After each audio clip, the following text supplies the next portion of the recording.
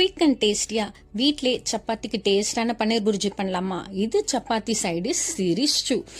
ஒரு கடாயில் 2 டீஸ்பூன் எண்ணெய், 1 டீஸ்பூன் நெய், ஜீரகம், பொடியாக கட் பண்ண பச்சை மிளகாய், ஈக்குவல் குவான்டிட்டியில் வெங்காயம் தக்காளி பொடியாக கட் பண்ணிக்கோங்க. வெங்காயம் சேர்த்துட்டு உப்பு பெருங்காயத்தூள் சேர்த்து கண்ணாடி பதம் வர அளவுக்கு வதக்கிட்டு இஞ்சி பூண்டு பேஸ்ட் சேர்த்துட்டு தக்காளி சேர்த்துட்டு நல்லா சுருளை வதக்கிக்கோங்க.